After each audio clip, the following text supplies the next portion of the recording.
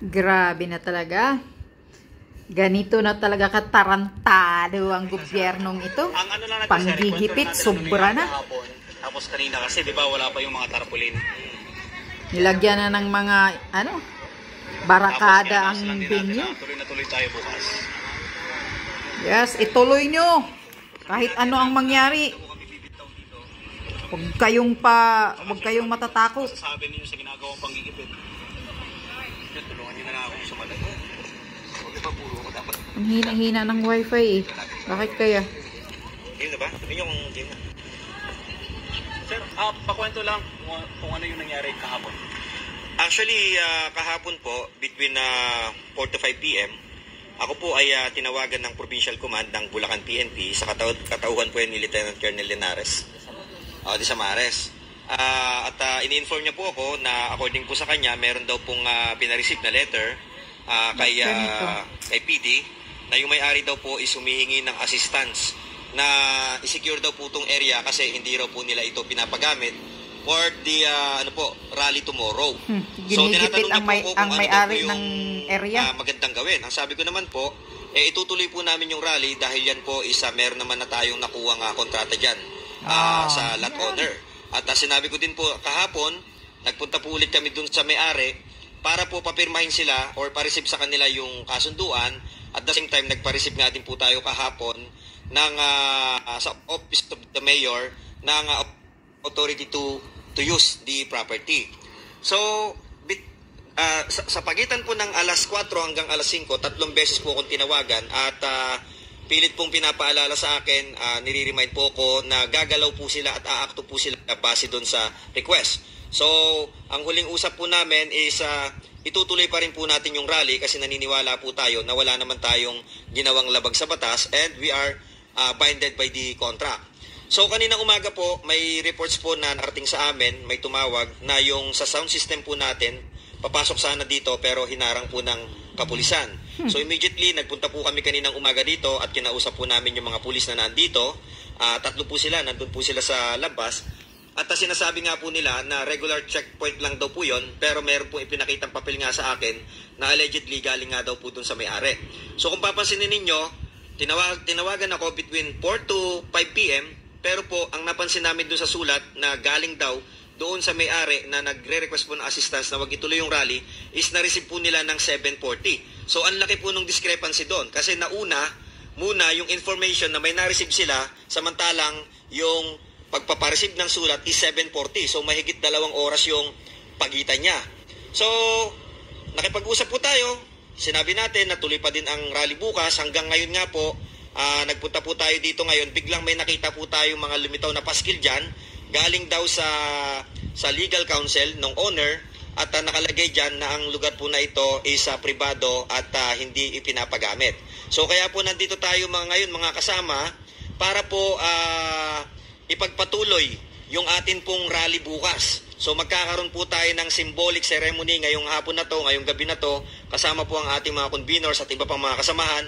Magtutulos po tayo ngayon ng watawat para po ipakita na tayo ay dumidepensa sa ating watawat. Yan ang matapang. Huwag kayong matakot. Tuloy nyo ang rally.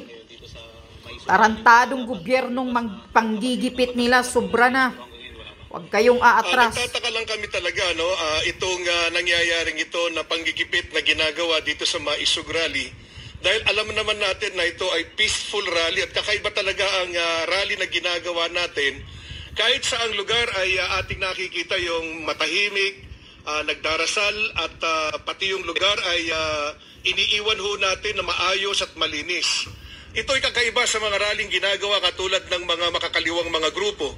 Pero bakit masyado ang panggigipit na ginagawa ng ating gobyerno? Diktador nga itong inayupak na gobyernong ito. Mga taong ito na gumigipit dito rin sa ating mga LGUs at mga kapulisan. Naniniwala kami mga pulis dito na iipit lang talaga sila at ginagawa lang nila itong kanilang tungkulin bilang mga tagapagpatupad ng kaayusan sa ating komunidad.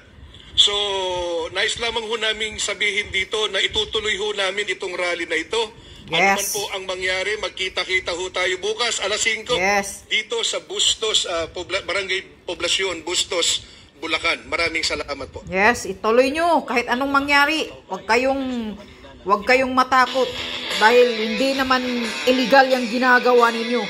Karapatan natin yan, karapatan ng taong bayan yan.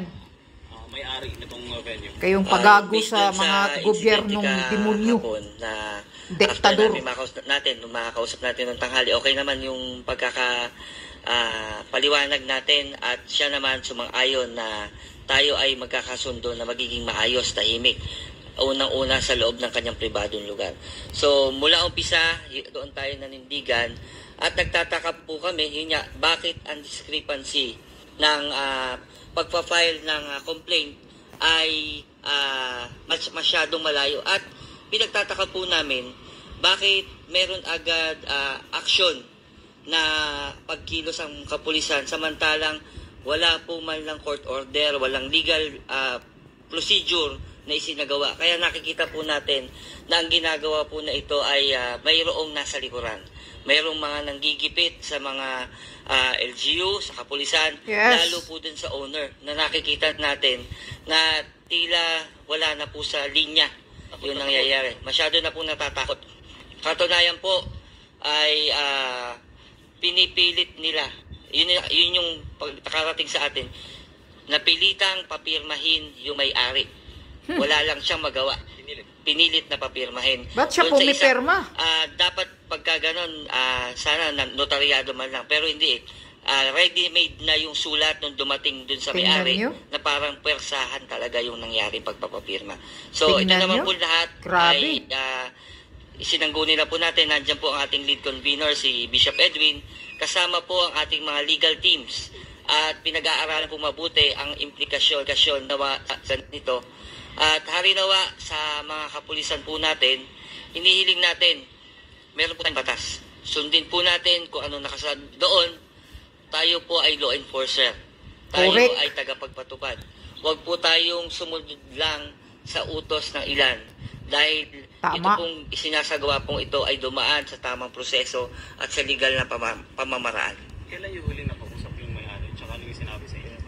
Kaninang umaga po, nakausap po namin at yun nga po yung nabanggit na puwersahan.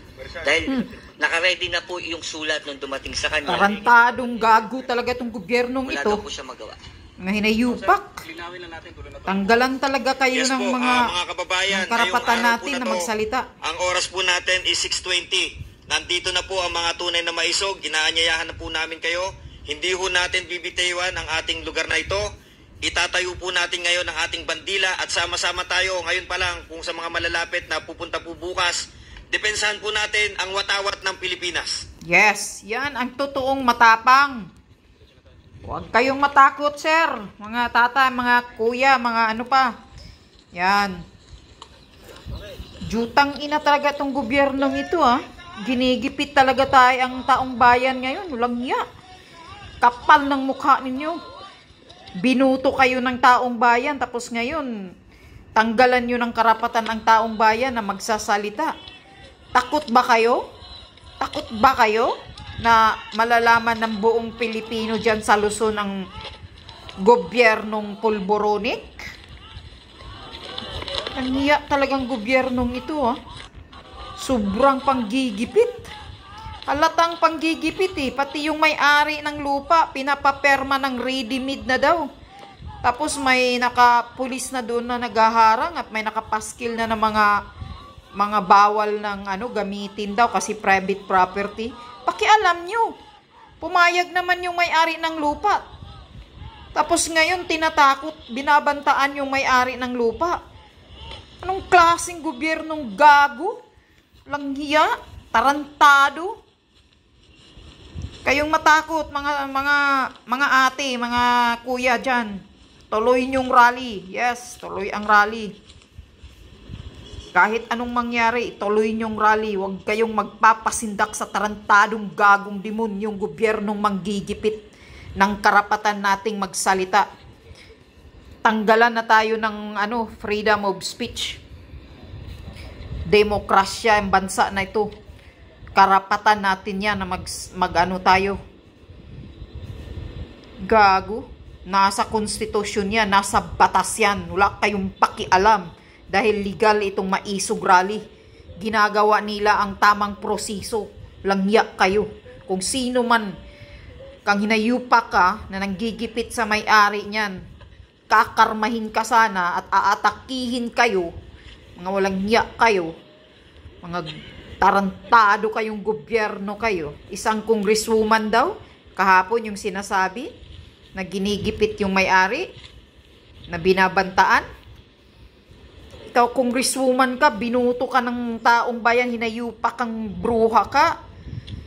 Ngayon, puro kayo sip-sip himod puwit sa sino mang nag-utos sa inyo na, kung sino man yung mastermind ninyo na nasa gobyernong nag-utos sa inyo, naggipitin ang maisog rally. Walang giya kayo ah. Kaya taong bayan, tandaan nyo na, yung lahat ng mga nakaupo dyan na mga politiko, huwag nyo nang iboto. Yung nasa, kung sino man yung congresswoman na yan, kung sino man yung LGU dyan, tatakbo yan ng kung ano mang tatakbuhan, huwag yung iboto yung mga kupal na mga sip-sip himod puwit. Ha?